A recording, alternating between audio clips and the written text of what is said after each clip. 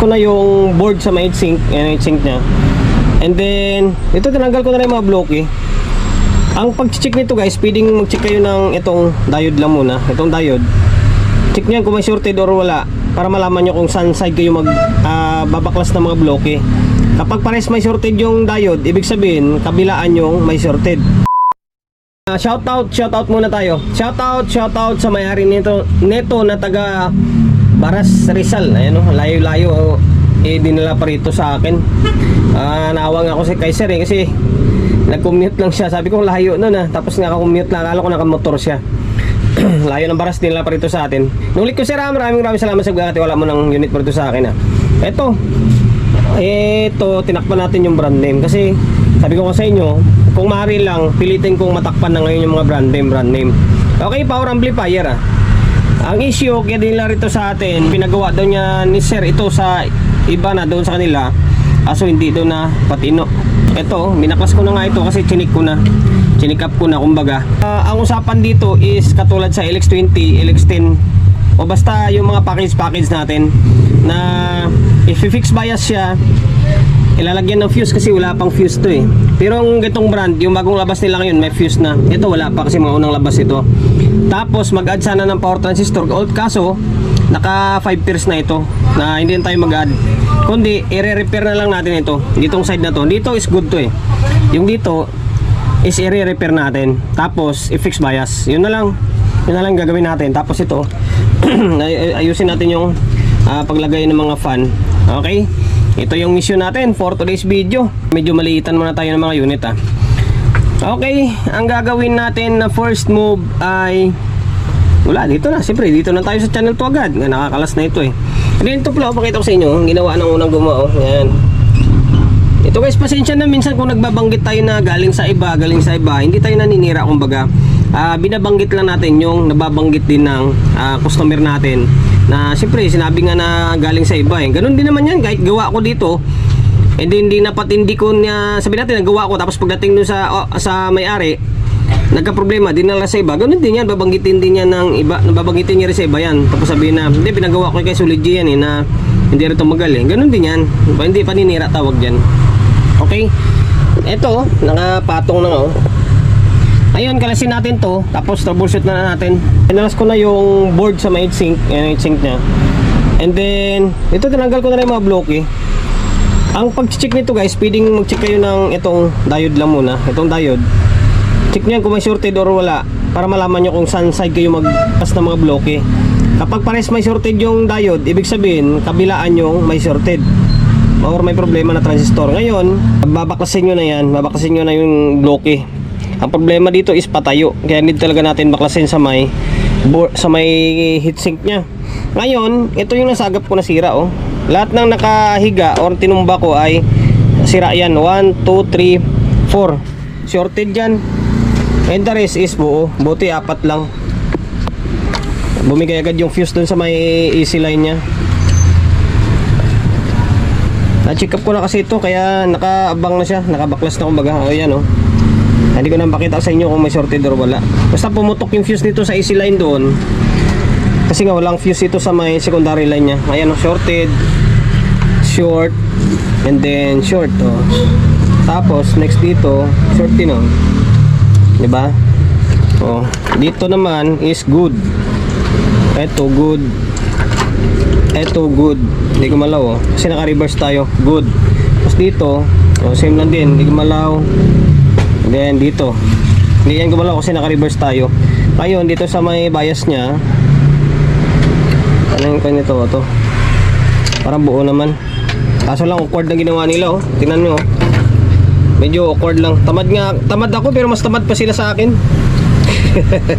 Pinutol tapos pinatong lang. Okay, baklasin ko muna yung mga transistor na mga sira. And then palitan natin yung dapat palitan na. I-fix bias natin ito. Okay, tapos i-check pala natin itong mga dito na side kasi nasisira to dito sa may 4148 And then yung 551, 5401. Tapos ito, 1837, 4793. Check ko yan. Tataniman ko na ng dapat itanim na pyesa. Ito 1.8. Same lang yung ginagamit natin dito sa may Ace 20 LX10. Ace na C3. 1.8 and then 220 ohms ito. Ayan, 220 ohms, 1.8. Tapos lagi nyong tandaan kapag itong mga nasira na may marami nasira dito, kadalasan sira rin dito na side. 5401, 551. Tapos yung switching diode na 4148, kadalasan nasisira yan. Okay? Check nyo. Ito na dito isa, pinalitan ko tong 4148. Tapos 5401, 551, pinalitan ko to. Tapos itong 1837, 4793, check nyo rin ito. Pero ito, good dito eh. Buo-buo siya. Dito yung 10 ohms, always nyo rin check. Hindi lang itong mga bloke na to. Yung mga 10 ohms, check ko na rin. Ito, pinalitan ko isa. Yung interest is buo. Tapos yung mga bloke, na-open yung iba. Parang 3, 4 na piraso yung napalitan natin na bloke. Okay? Ngayon, okay na to. Pwede na sigurong lagyan ng, ay dito pa pala, yung 649. Tinanggal ko kasi ang awkward ng ginawa. Pero lagyan ko na rin. Ipalitan ko muna ng bago. Tapos testing natin. Or kahit kumpletuhin na muna natin output, ito pwede na eh. Bago ko kumpletuhin yung output or ibalik sa heatsink, testing muna natin na paganahin kung may bias siya or nagre-relay siya. Kasi minsan sirain yung relay nito. Okay yan, nakabalik na yung mga kable oh. Naka 2 pairs lang muna tayo. Okay. Normal na siya oh. Diba? Naka normal mode siya. Ngayon kailangan sukatan muna natin ang biasing. Okay. Alam ko medyo mas mataas yung supply nito eh. 73 pala ito. Upgrade to kumbaga.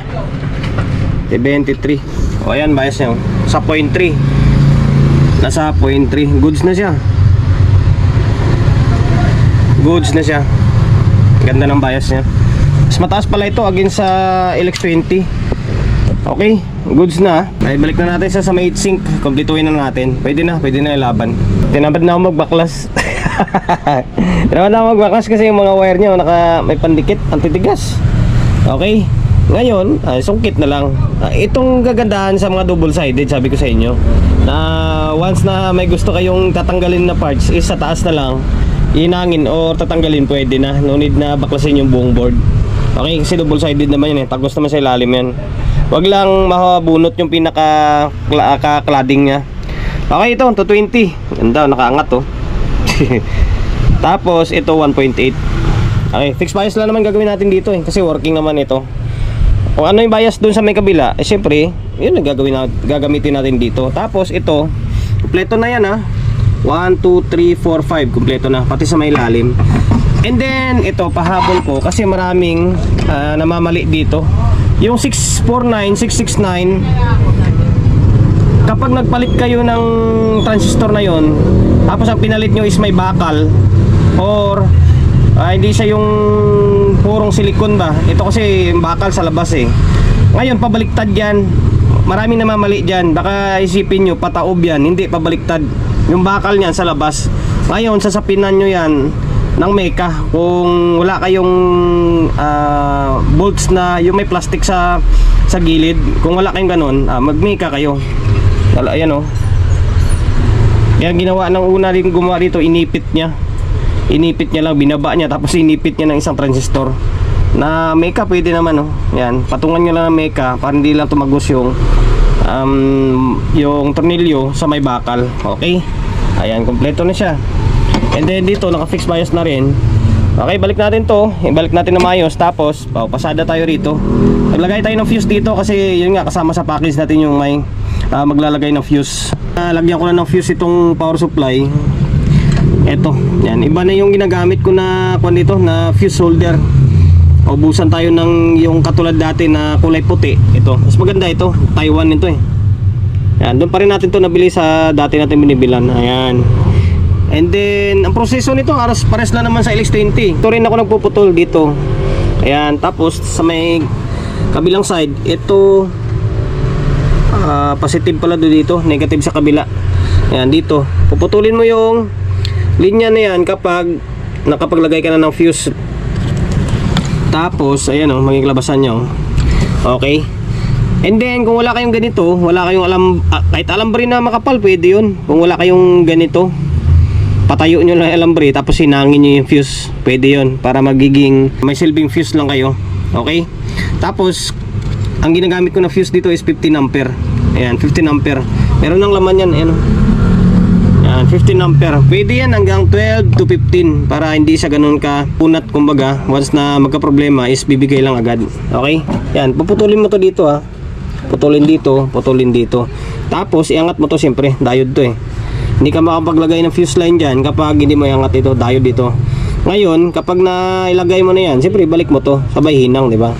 Okay, ayan, okay na, kompleto na, may fuse na tayo. Balik na natin, balik natin to sa may casing nya, tornilyo natin, sabay testing na. Balik ko na power supply or yung board ng capacitor, balik na natin yan.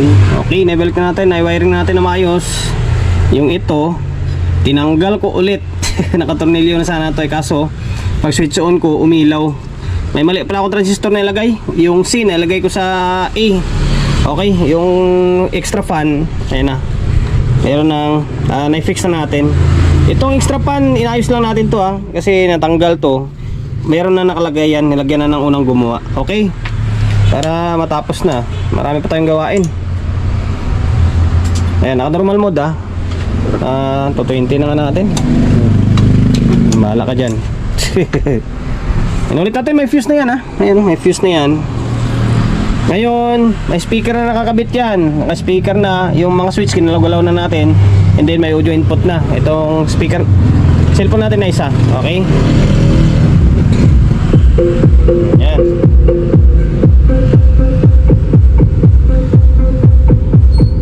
Solid. Sa totoo lang guys, kung papansinin ko, kung tatanungin nyo ako kung alin mas malakas, eto against sa LX20, di hamak na malakas ito. Kasi sa transformer pa lang kumpara ko, mas malaki di hamak ng transformer nito kaysa sa LX20. And then yung supply nito 73 na, mas mataas siya. Yung LX20 is nasa 68 lang kasi. Okay? Ayan. Okay na. Ayun. Hanggang dito na lang. Magmamadali tayo. Naway nakapagbigay idea tayo sa mga kapwa natin technician kasi paulit-ulit lang din naman yung video natin, di ba? Basta panoorin nyo na lang. Kung nakapagbigay idea ako sa inyo, edi maraming salamat. Basta panoorin nyo na lang yung mga video natin. Sundan nyo lang, gayahin nyo na lang para kahit paano magawa nyo yung ginagawa nyo. And then sir ng taga Baras, Rizal, okay na to, working na tong unit mo. Maraming salamat sa pagkakatiwala mo ng unit po rito sa akin. And then promotion, bago tayo magtapos, syempre shop natin, Solid G Electronics Repair Shop, number 61 Don Julio Gregorio Street sa Uyo Road, sa Uyo, Quezon City. Social media pages natin, so hindi pa nakapag-follow, paki-follow. And then syempre paki-share ng video natin sa my Facebook, YouTube channel. So hindi pa nakapag-subscribe, paki-subscribe, like, share. And then syempre paki-hit ng bell button sa gilid para updated ka sa mga susunod na video na i-upload ko. Ingat, God bless, and then peace atin lahat.